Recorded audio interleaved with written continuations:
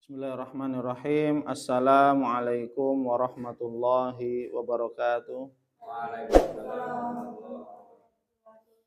Alhamdulillahirabbil alamin wassalatu wassalamu ala asyrafil anbiya'i wal mursalin wa ala alihi wa ashabihi wa man ihtada bihadihi wastanna bisunnatihi ila yaumiddin. Amma ba'd. Mari para santri kita awali majelis ilmu ini dengan baca doa thalabul ilm. Bismillahirrahmanirrahim. Rabbi zidni ilma. Allahumma anfa'ni bima 'allamtani wa 'allimni fa'uni warzuqni ilma yanfa'uni. Amin.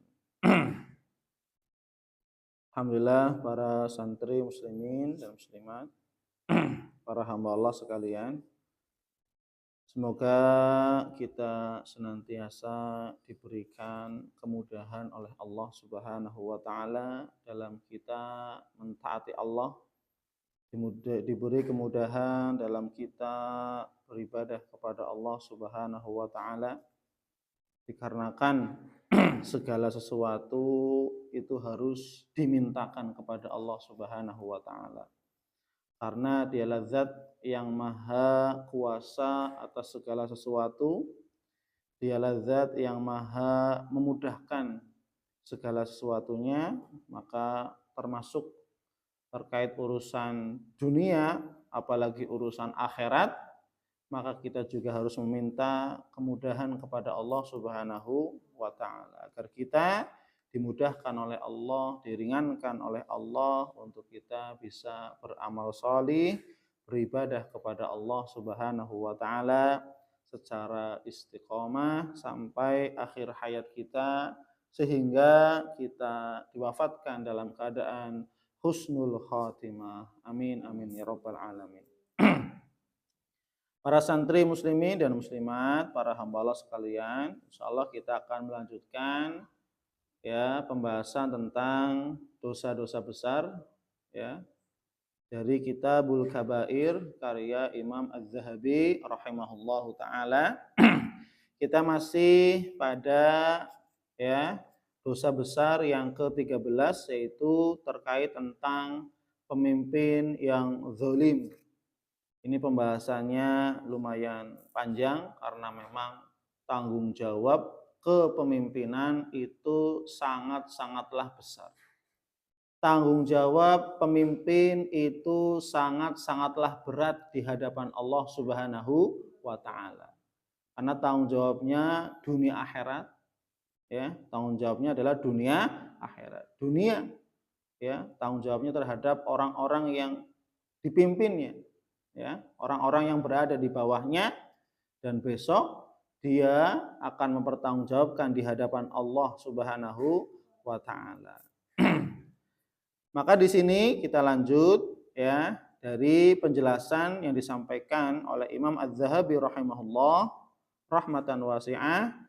Di sini beliau juga membawakan hadis dari Nabi Muhammad sallallahu alaihi wasallam. Beliau mengatakan, ayyuhan nas muru bil ma'ruf wanhau 'anil munkar qabla an tad'ullaha fala yastajibu lakum wa qabla an tastaghfiruhu fala yaghfiru lakum.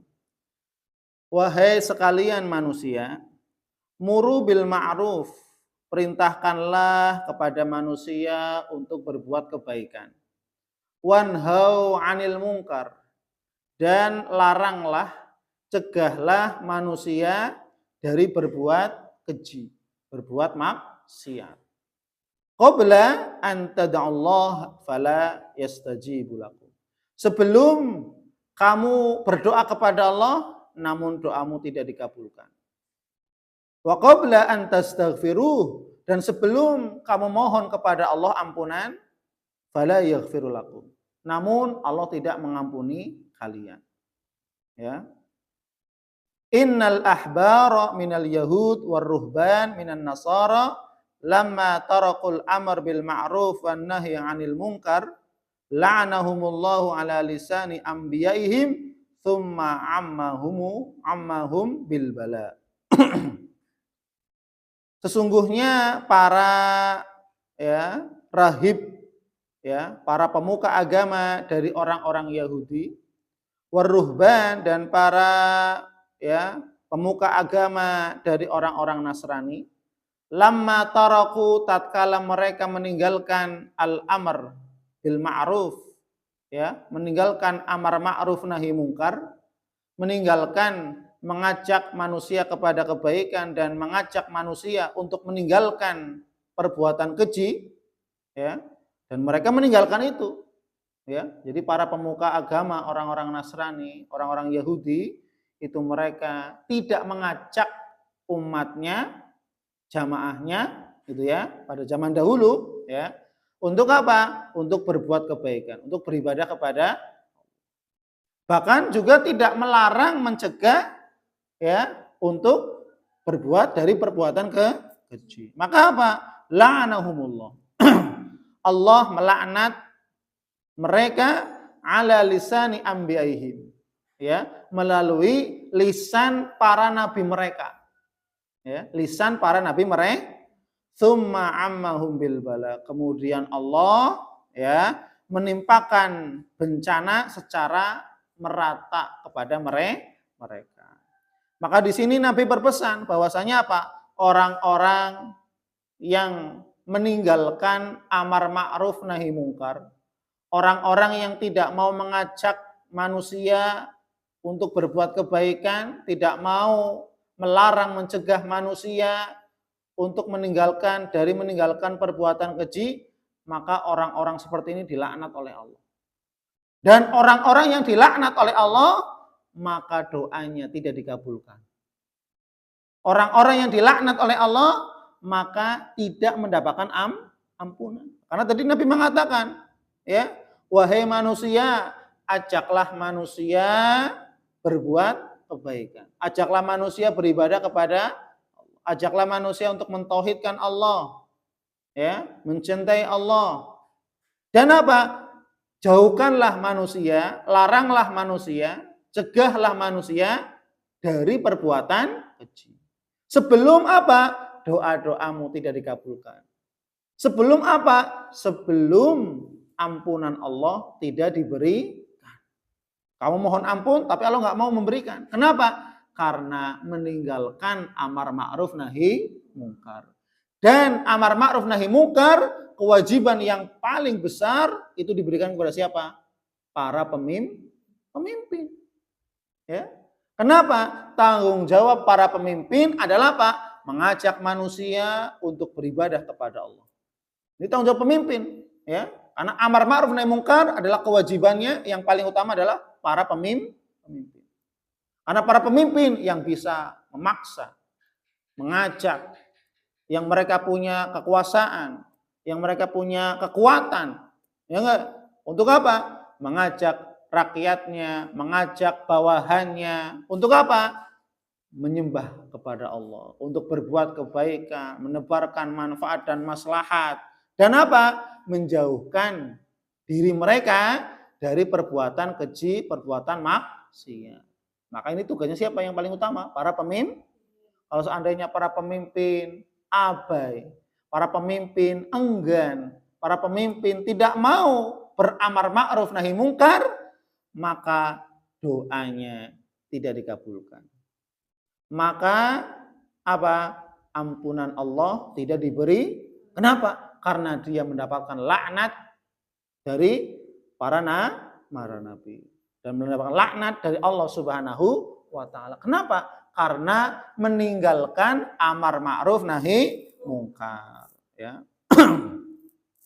Kemudian yang berikutnya, pada hadis yang berikutnya, Rasulullah Shallallahu alaihi wasallam bersabda dalam hadis yang sahih diriwayatkan oleh Imam Bukhari, "Ma min amirin yali umurul muslimin."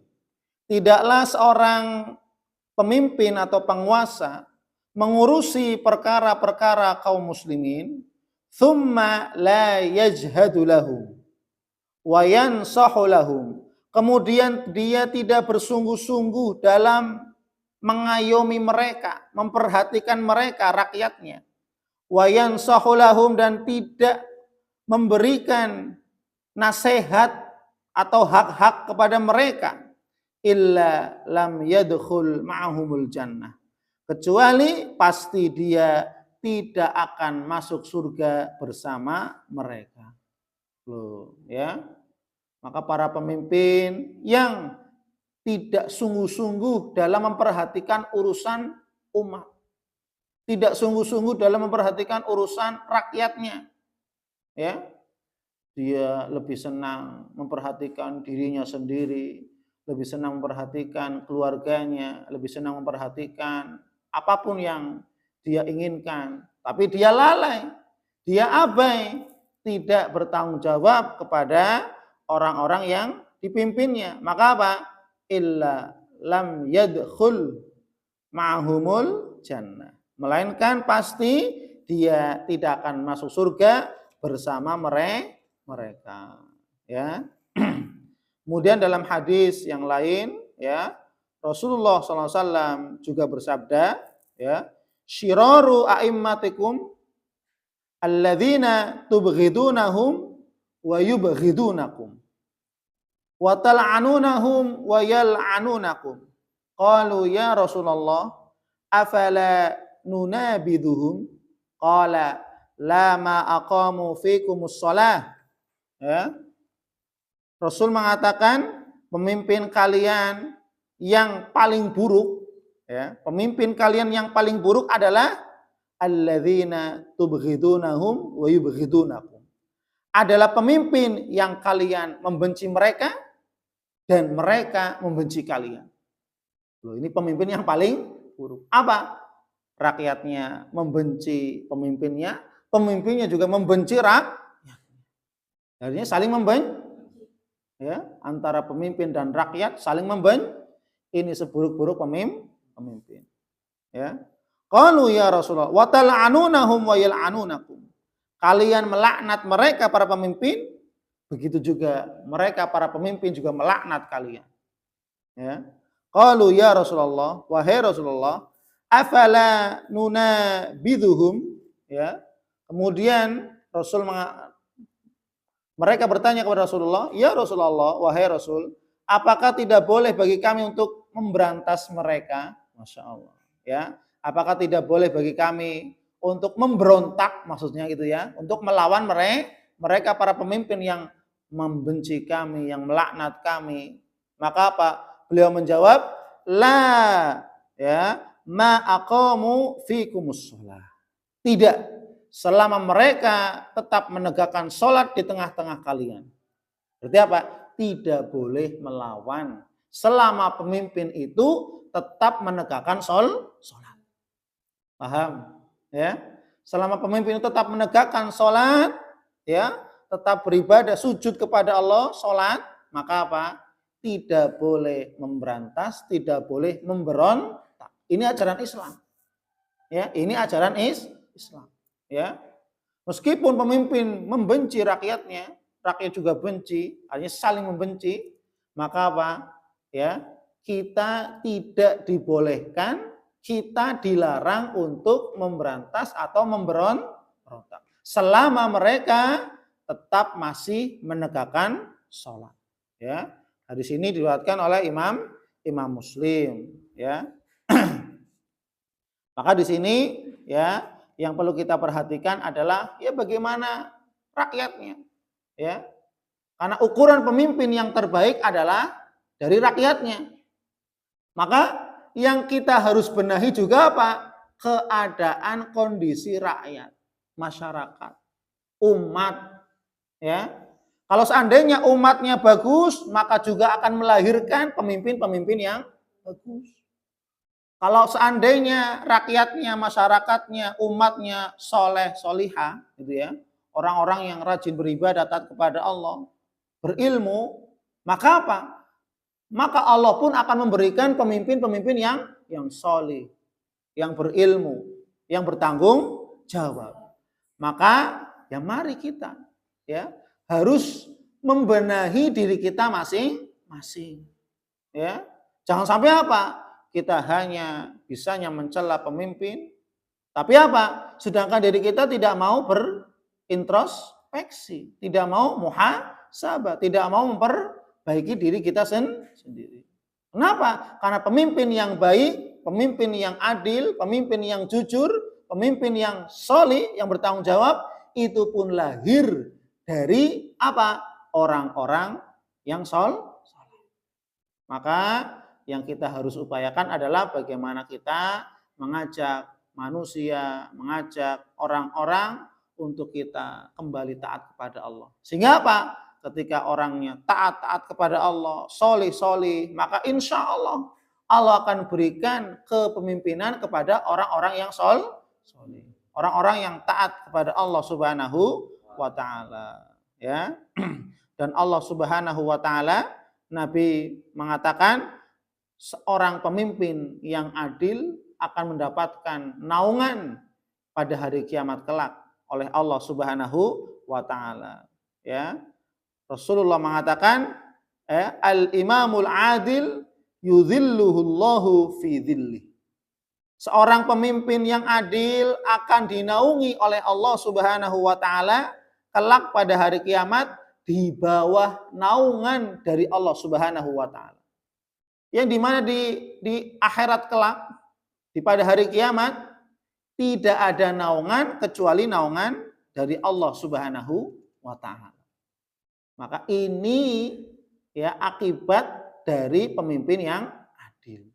Ya, Allah akan berikan kemudahan, Allah akan berikan jalan keluar, Allah akan berikan kasih sayangnya, Allah akan berikan ya segala kemudahan di dunia dan akhirat. Termasuk apa? Allah akan memberikan naungan pada hari kiamat di mana tidak ada naungan kecuali naungan hanya dari Allah Subhanahu wa Ta'ala. Hanya bagi pemimpin yang adil. Pemimpin yang adil lahir dari rakyat yang adil. Ya, maka ketika rakyatnya adil, rakyatnya soleh, solihah, istiqomah, menyembah kepada Allah, maka insya Allah akan melahirkan pemimpin-pemimpin yang adil. Kenapa? Karena pemimpin lahir dari generasi rakyat.